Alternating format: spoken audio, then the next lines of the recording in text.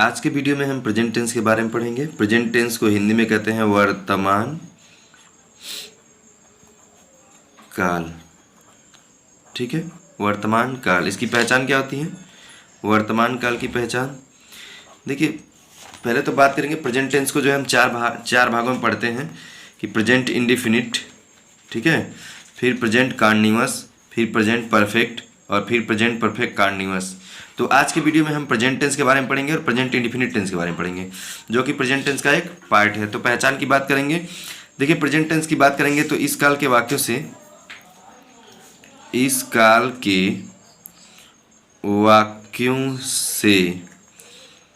किसी कार्य के, इस काल के वाक्यों से किसी कार्य के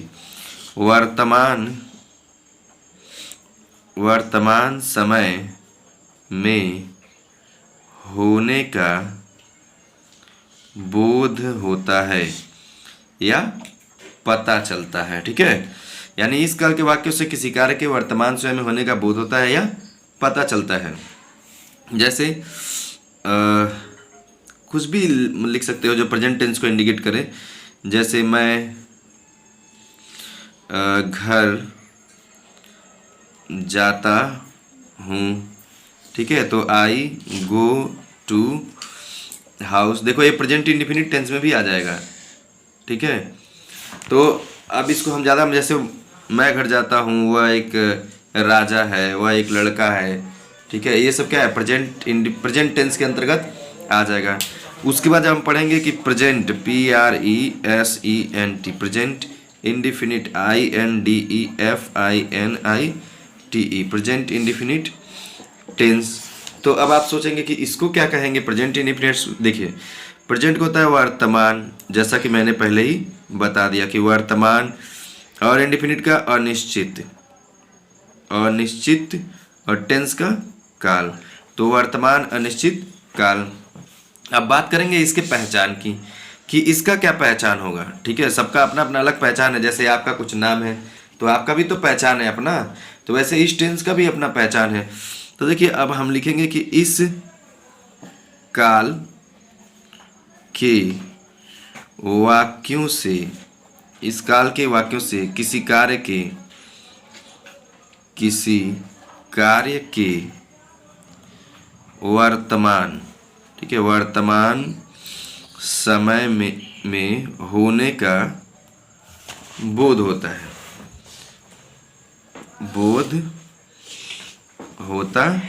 ठीक है।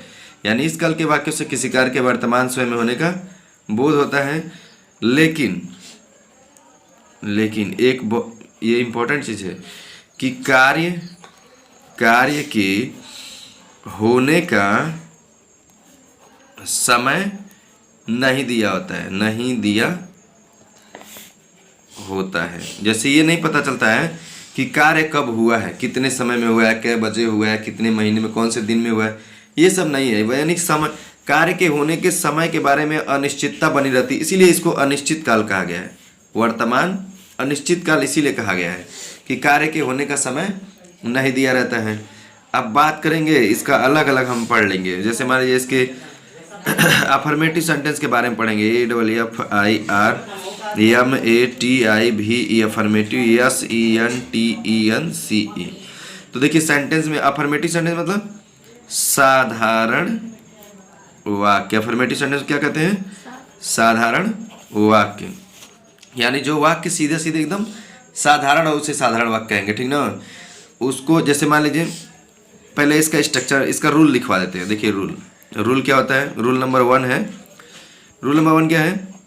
ही सी, ये कैपिटल लेटर में रहेगा, ही सी इट, तथा एक वचन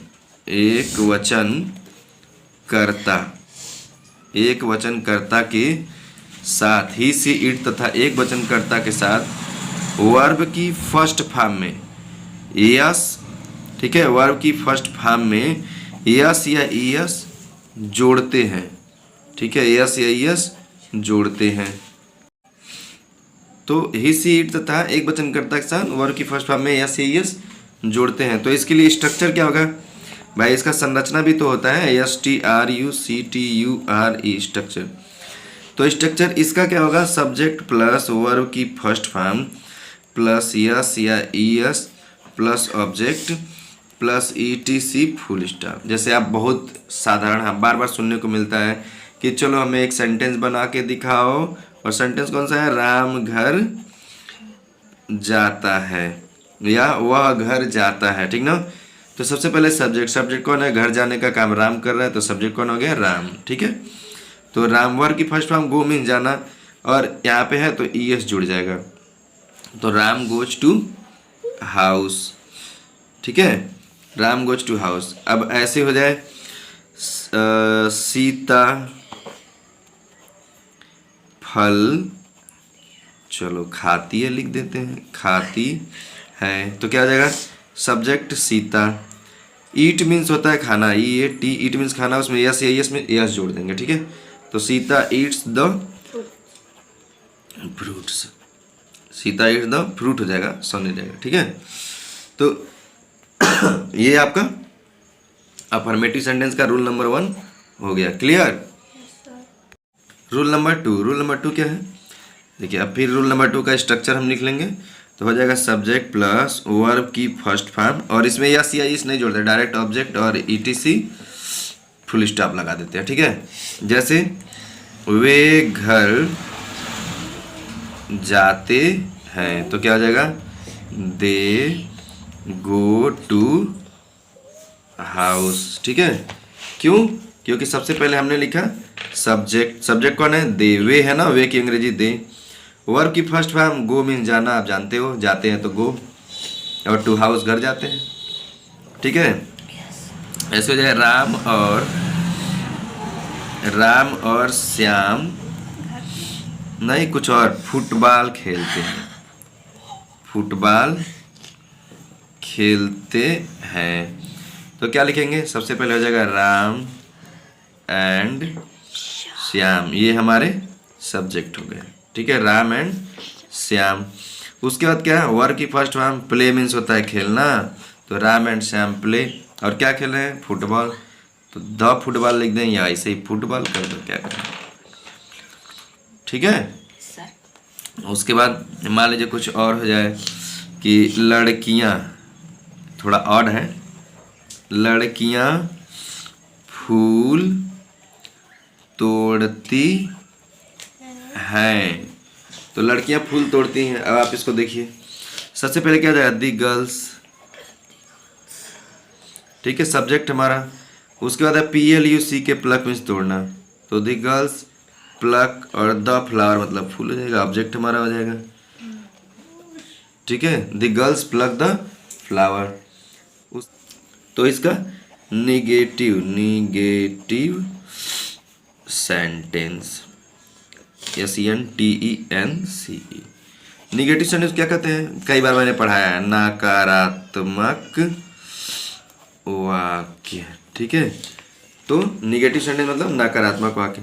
अब इसका नियम क्या होता है, रूल तो इसमें भी आएगा ना, सभी में रूल आता है तो इसमें भी रूल आएगा। तो रूल नंबर 1 क्या होगा, वही ही सी इट तथा एक वचन कर्ता के साथ, ही सी इट तथा एक वचन कर्ता के साथ किसका प्रयोग करते हैं, डज नॉट का, किसका प्रयोग, डज नॉट का प्रयोग करते हैं।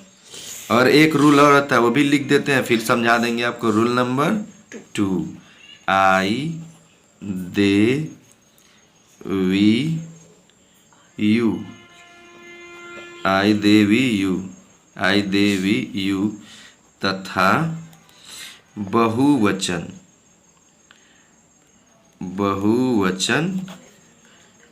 कर्ता के साथ किसका प्रयोग करते हैं, डू नॉट का प्रयोग करते हैं। आई दे वी यू तथा बहुवचन कर्ता के साथ डू नॉट का प्रयोग करते हैं। देखिए यहाँ पे तो बताना भूल ही गए कि यहाँ पे जो हमारा दूसरा रूल है ना, ये दूसरा रूल जो है आप कहेंगे तो वही आई, दे, वी, यू तथा बहुवचन कर्ता के साथ। ठीक है, यहाँ वर्ब की फर्स्ट फॉर्म लिखते हैं, वर्ब की फर्स्ट फॉर्म लिखते हैं और इसमें यस या ईएस नहीं जोड़ते हैं। ठीक है, ये आपका रूल नंबर 2 था। अब यहाँ पे मान लीजिए इसका हम चेक कर लेते हैं नेगेटिव का, जैसे वह घर नहीं जाता है, तो क्या जाए ही, और ही के साथ डज नॉट का, तो he does not go to house. ठीक है, he does not go to house. अब ऐसे ही होता वे घर नहीं जाते हैं, तो क्या आ जाएगा they do not go to house. Yes, they do not go to house. तो ये हमारा रूल नंबर पहले का हो गया और ये रूल नंबर दूसरे का हो गया। ऐसे ही कुछ और, जैसे क्या लिख दें, लड़के क्रिकेट, हाँ क्रिकेट खेलते हैं। वाक्यों के अंत में, वाक्यों के क्रियाओं के अंत में ता है, ते है, ती है पाया जाता है। लड़के क्रिकेट खेलते हैं, तो क्या हो जाएगा दी बॉयज प्ले, नहीं खेलते होगा ना, क्रिकेट नहीं खेलते हैं, लड़के क्रिकेट नहीं खेलते हैं। The boys do not play cricket, CRICKET। जब भी आपका कंसंट्रेशन बिगड़ेगा तो समझ लो कि गलती होना है। अगला है इंट्रोगेटिव सेंटेंस। इंट्रोगेटिव सेंटेंस क्या कहते हैं, प्रश्नवाचक वाक्य, प्रश्नवाचक वाक्य। ठीक है, तो अभी प्रश्नवाचक वाक्य के लिए भी कई रूल होगा। जैसे मान लो हम एक रूल लिखते हैं कि रूल नंबर 1, अब देखो रूल नंबर 1 में जैसे हो जाए कि यदि वाक्य क्या शब्द से प्रारंभ हो, तो यदि वाक्य क्या शब्द से प्रारंभ हो तो क्या करेंगे, तो सबसे पहले लिखेंगे, क्या लिखेंगे, सहायक क्रिया, जैसे डू या डज, डू या does plus subject plus verb की first form plus subject plus ETC और प्लस क्वेश्चन मार्क। इसमें फुल स्टॉप नहीं लगाते हैं और ES या ES नहीं लगाते, जो भी हमारा स्ट्रक्चर होगा उसके अकॉर्डिंग हम बनाएंगे इसको। ठीक है, ऐसे ही एक रूल नंबर 2 हो जाए। रूल नंबर 2, यदि प्रश्नसूचक शब्द, यदि प्रश्नसूचक शब्द वाक्य के बीच में हो तो क्या करेंगे, वाक्य के बीच में हो तो तब यहाँ पे हमारा ये जो स्ट्रक्चर है वो होगा, सबसे पहले क्वेश्चन वर्ड प्लस डू या does plus subject plus verb की first form plus subject plus ETC plus question mark. ठीक है, अब देखिए इसका हम देखिए, जैसे क्या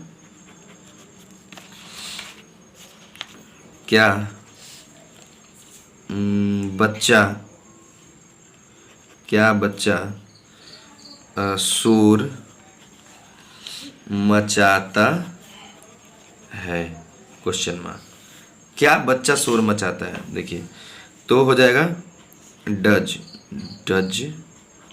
the child, CHILD, does the child, क्योंकि सबसे पहले हम इसके ये का पहला नियम यूज किए ना, पहला नियम यूज किए हैं, तो इसमें डू या डज में से किसी एक को लिखेंगे। तो ही सीट तथा एक वचनकर्ता के साथ, जैसा कि हम नियम जानते हैं कि ही सीट तथा एक वचनकर्ता के साथ डज का प्रयोग करते हैं, अभी बताया ना इंटरोगेटिव निगेटिव वाले में, तो यहाँ पे डज हो जाएगा। तो डज द चाइल्ड सब्जेक्ट हो गया, वर्ब की फर्स्ट फॉर्म, तो मेक शोर मचाना, शोर मचाना क्या होता है, make a noise, NOISE, make a noise. तो does the child make a noise, ये हमारा क्वेश्चन मार्क हो जाएगा। ऐसे क्या लड़का गेंद खेलता है, तो क्या हो जाएगा, डज, लड़का एक है ना, ठीक है, लड़का एक है, तो हो जाएगा does the boy, does the boy play, play हो जाएगा, ठीक है, does the boy play the, नहीं गेंद है तो बॉल हो जाएगा, ठीक है, does the boy play the ball. ऐसे ही अब इसका प्लूरल वाला चेक कर लेंगे, जाएगा क्या बच्चे शोर मचाते हैं, क्वेश्चन मार्क, हो जाएगा डू, ठीक है, द चिल्ड्रेन, चिल्ड्रेन प्लूरल होता है, चाइल्ड का प्लूरल चिल्ड्रेन होता है, तो do the children make a noise, NOISE, और क्वेश्चन मार्क। वही हेल्पिंग वर्ड, फिर हमारा सब्जेक्ट, वर्ब की फर्स्ट फॉर्म और ऑब्जेक्ट, ठीक है, तो do the children make a noise. ऐसे ही हो जाएगा क्या लड़के गेंद हाँ खेलते हैं, क्वेश्चन मार्क हो जाएगा। तो हो जाएगा क्या, देखिए क्या लड़के गेंद खेलते हैं, तो हो जाएगा डू द चिल्ड्रेन, CHI, या बॉयज हो जाएगा BOY, yes, do the boys play the ball, BALL, do the boys play the ball, ठीक है। अगर ऐसी में ऐसे हो जाए कि क्या, ठीक है, क्या या ऐसे हो जाए लड़का गेंद क्यों खेलता है। अब देखिए, अब इसमें दूसरा नियम लगेगा, क्योंकि जब हमने बताया कि कब, कहाँ, क्यों, किसने, किसको, कैसे इत्यादि, ये सब जब वाक्य के बीच में हो जाए, ठीक है, यानी प्रश्न सूचक सब जब वाक्य के बीच में जाए, तो क्या दूसरा नियम लगाते हैं, तो पहले क्वेश्चन वर्ड लगेगा, तो क्वेश्चन वर्ड क्या है, वाई, ठीक है, उसके बाद लड़का सिंगुलर है, तो does, why does the boy, why does the boy play, PLAY, play the ball, BALL, why does the boy play the ball. ऐसे हो जाए कि लड़के गेंद क्यों खेलते हैं, क्वेश्चन मार्क। तो हो जाए क्या, वाई पहले लिख लेंगे, क्वेश्चन वर्ड, ठीक है, क्वेश्चन वर्ड के बाद क्या जाएगा, हेल्पिंग वर्ड, डू या डज में से, तो खेलते हैं बहुवचन है, तो क्या डू हो जाएगा, तो वाई डू द चिल्ड्रन हमारा, या बॉयज हमारा सब्जेक्ट हो जाएगा, वाई डू द बॉयज, और play, PLAY, why do the boys play, क्या गेंद है, तो द बॉल हो जाएगा, क्वेश्चन मार्क लगा देंगे, why do the boys play the ball. अब इसी में आ जाए, मान लीजिए इंटरोगेटिव है और उसके साथ साथ क्या हो जाए, निगेटिव हो जाए, इंटरोगेटिव निगेटिव सेंटेंसेज आ जाए, यानी प्रश्न सूचक नकारात्मक वाक्य, ठीक है, तब क्या, तभी रूल वैसे ही लगाएंगे कि यदि वाक्य क्या सबसे प्रारंभ हो तो डू या डज, सब्जेक्ट के बाद वही नाट वाला काम कर देंगे, मैंने कई वीडियो में बताया कि नाट लगा देंगे, ठीक है, यहाँ पे भी सब्जेक्ट के बाद नाट लगा देंगे। फिर यहाँ पे है do the child make a noise, तो do the child not make a noise हो जाएगा, ठीक है। इसमें क्या बच्चा शोर नहीं मचाता है, तो do the child not make a noise, ऐसे हो जाएगा। यहाँ पे तो ए हट जाएगा, नाट मेक नॉइज। यहाँ पे हो जाएगा, देखिए क्या लड़का गेंद खेलता है, तो हो जाएगा उसका क्या लड़का गेंद नहीं खेलता है, तो क्या do the boy not play the ball, ठीक है। हाँ, फिर उसके बाद क्या बच्चे शोर मचाते हैं, तो क्या बच्चे शोर नहीं मचाते हैं, तो क्या हो जाएगा, do the children not make a noise. ऐसे है, क्या लड़के गेंद खेलते हैं, क्या लड़के गेंद नहीं खेलते हैं, हो जाएगा, तो do the boys not play the ball. ऐसे लड़का गेंद क्यों नहीं खेलता है, तो why does the boy not play the ball, ठीक है। ऐसे लड़के गेंद क्यों नहीं खेलते हैं, तो why do the boys not play the ball. इस प्रकार से ये फिनिश।